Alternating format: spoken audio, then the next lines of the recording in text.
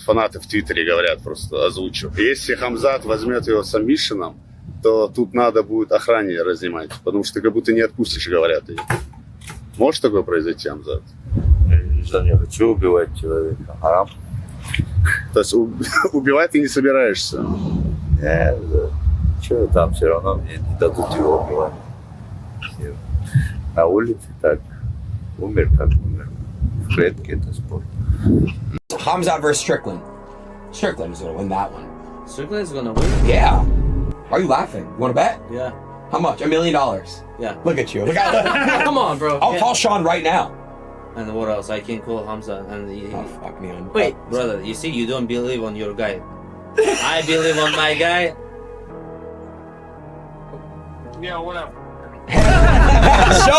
Sean, I know you're gonna beat Khamzat. I'm putting $50K on you with Armand right now. Oh, that's great. You know, man, it's your money, dog. Go full send. Here's the thing, bro. You ain't gonna miss 50K, dog. You know, you'll be all good. We'll make that. Wait, do you not think you're gonna win? No, bro. You're gonna win. Listen, I know I'm gonna win. Listen, dog, I beat this training. I'll do it in a fight. All right, wait, don't Oh call. my, I forgot you did beat him in training. Yeah, dude. I bring cash. Bring cash, 50,000. Yes. Me and Locked. you. Yes. We go on the fight. Yes. And we sit on the first floor. Done.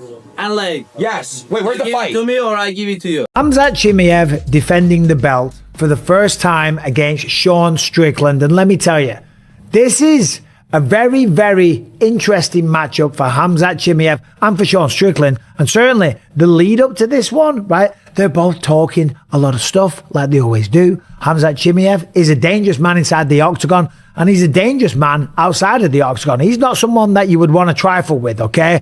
He's a bunch of Chechens. I see him all the time down at the Santos studios. They're very serious players. All right, fight fans, the anticipation for UFC 328 is building, and the main event between Khamzat Chimaev and Sean Strickland is already an inferno. The speaker here sets the stage perfectly, highlighting Khamzat's dual threat inside and outside the octagon. We all know Boers is no joke. His reputation precedes him, making his pre-fight threats carry a certain weight.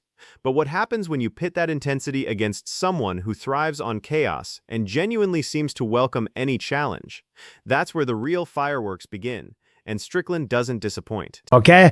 But on the flip side, you got Sean Strickland probably in a little Toyota or whatever, down in Newport Beach, chatting shit, talking shit, saying, hey, you said if you see me, it's on site. You said that on the street, if I die, I die. Well, here I am in Newport Beach and you never showed up. So Strickland's talking a bit of shit. I also heard that the Chechen guys were running around Las Vegas looking for Sean Strickland, right? Wanting to bloody kill him. Okay, Sean might need to get some security. He's like, no, I don't care. I've got guns.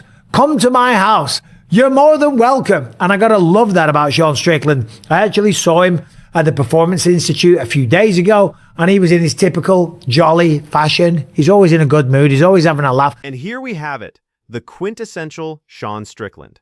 While Khamzat is rolling in luxury, Strickland's out there in Newport Beach, throwing down the gauntlet and calling Boers' bluff. When Khamzat talks about on-site confrontations and if he dies, he dies, Strickland's response is classic. Well, here I am. The rumors of Chechen guys looking for him in Vegas and Strickland's defiant, I've got guns, come to my house retort perfectly illustrate his goes-off mentality.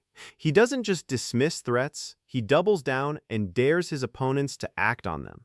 This isn't just pre-fight banter. For Strickland, it's an invitation. Yeah, he talks a bit of shit, right? But that's what we love about him, right? And if you don't like the things he says, just ignore him and don't get offended and go on with your day. You don't have to watch. But anyway, don't take this one from me. Let's have a listen to what Sean Strickland had to say. So guys, I generally don't post my location or my whereabouts. I don't really drop pins where I'm at. I just don't like to. Yeah, you don't want to be posting your location or dropping pins on where you're at. If you're someone like Sean Strickland, the former middleweight champion, you're going to get hounded. And certainly if Khamzat Chimaev and his crew are in the neighborhood. You gotta love Strickland's approach. The speaker perfectly captures his jolly fashion and willingness to talk trash, acknowledging it's part of his charm. He talks about Strickland's general aversion to posting his location, which makes his public callouts to Khamzat even more significant. This isn't just bravado, it's a deliberate psychological tactic. Strickland's personality is built to infuriate and challenge, and he understands how to leverage that against opponents who might take themselves too seriously. It makes for compelling viewing and truly sets the tone for their confrontation. Dude, I was like 10 minutes from your gym. I was dropping tags and locations all day on my Instagram. Your homies that train with you, follow me.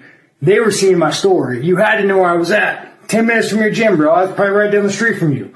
I mean, Sean Strickland's just stirring the pot big time here, and I absolutely love it. He's like, I was dropping locations. All your homies, follow me on Instagram. I'm down the road. If he was at Newport Beach, Khamzat's training in Newport Beach. It's about 1 mile down Newport Beach Boulevard, and they could have run into him. Now, of course, you know, you say these things, and Khamzat wasn't saying that he wanted to kill him. He was just saying that, look, listen, on the street, if he dies, he dies. In the cage, it's a sport. Khamzat's just being... This segment is pure gold. Strickland isn't just talking in hypotheticals. He's giving specific details, telling Khamzat he was 10 minutes from your gym, dropping tags and locations all day.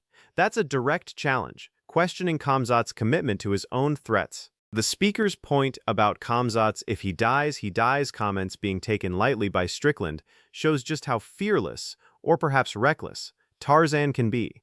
He's forcing the issue, pushing the boundaries of what's considered typical fight promotion. It's a high-stakes game of chicken, and Strickland is flooring it. Just being Sean and having fun with it. Because at the end of the day, you go through all this sport and it's a lot of stress, it's a lot of tension, it's a lot of work, there's a massive opportunity to make money and all the rest of it. If you can't go through it and have a little sense of humor and talk a bit of shit along the way, then what is the world coming to? So anyway, here's Sean some more. Part of me thought you'd show up. But as we all know with Costa, when he pulled your card, hold me back. But man, I'm like the last dude in America you should threaten. The host hits on a crucial point here. Strickland isn't just angry, he's having fun with it. This sense of humor, even when dealing with serious threats, is what makes him such a unique and unpredictable character in the UFC. When Strickland declares, "I'm like the last dude in America you should threaten," it's not an empty boast. It speaks to his deeply ingrained defiance and willingness to face confrontation head-on, whether it's in the cage or on the street. It's this unfiltered authenticity that makes his response to Khamzat's threats so captivating. But I guess if you don't show up, you don't show up. Sean Strickland might just be the last dude in America that you want to threaten. A, because, let's be honest, a former middleweight champion and a guy that's got a really good shot. And we'll get into the matchup in just a second. A guy that's got a shot at beating Khamzat Chimaev and being the first person to ever do it, right? But he's saying, come and see me. You know Sean Strickland's packing 100%. He's not that stupid, right? Anyone comes to his house, he's got the guns. We've seen the videos, right? He was down there, he had a piece, and he was like, come on then, come and see me, bro, come at me. And then, of course, he talks about the Paulo Costa incident. I have a beef with Chimaev. The commentator brilliantly dissects why Strickland's threats carry weight. He's not just a former middleweight champion. He's a man known for his willingness to defend himself, even outside the octagon. The mention of his guns and past videos isn't just hyperbole. It paints a picture of a fighter who lives by his own code and genuinely means what he says. Comparing it to the Paulo Costa incident, where Khamzat's aggressive stance was somewhat diffused, suggests a pattern. Strickland dares Khamzat to come at him, knowing he's fully prepared for any scenario. It's a calculated risk, but one Tarzan is clearly comfortable with. I call him Gourmet Chechen. I'd like to fight him. There was a little bit of a thing at the Apex or the Performance Institute, and what did you say? You want to fight now? You want to fight me? No, I said, do you said anything? I want to fight you. You want to fight me? you know, I don't think Khamzat was being held back by his people. I don't think Khamzat was scared to go and talk to Paulo Costa. And I'll tell you something, I don't think Khamzat is scared of anyone on the planet, right? This clip zeroes in on the infamous Paulo Costa incident, raising questions about Khamzat's true intentions and the validity of being held back. The speaker's skepticism, stating, "I don't think Khamzat was scared to go and talk to Paulo Costa," challenges the narrative that Khamzat is always on the verge of uncontrollable rage. If Khamzat isn't scared of anyone, as the commentator suggests, then why didn't he engage with Costa more directly? Strickland is essentially highlighting this perceived inconsistency, daring Khamzat to prove his threats aren't just for show. It puts Boers in a tricky position, demanding he back up his talk. But he's going to wait until May 9th. Is it May 9th or May 7th until he step foot in the octagon in Newark, New Jersey? May 9th at the Prudential Center. Now let's talk about the matchup. Enough of that stuff. Khamzat Chimaev, 15-0, force of nature, very strong, great wrestler, knockout power, all that stuff. We know it, okay? Last time against Strickland du Plessis, went to a decision. A lot of people criticized him because he held him down and had too much control. That's not easy to do against Dricus, and he was, in his defense, looking to finish the fight. Strickland du Plessis just did a really good job of surviving. Now, on the flip side, Sean Strickland, last time against Alexander Fluffy Hernandez. Beyond the verbal sparring, the actual matchup details are crucial to understanding Strickland's confidence in going off. The commentator notes Khamzat's undefeated record and force of nature reputation, but quickly brings up the criticism from his last fight against Dricus du Plessis. Being taken to a decision and holding him down is seen by some as a less dominant performance. Strickland, ever the opportunist, will undoubtedly use any perceived chink in Khamzat's armor to fuel his mind games and public challenges.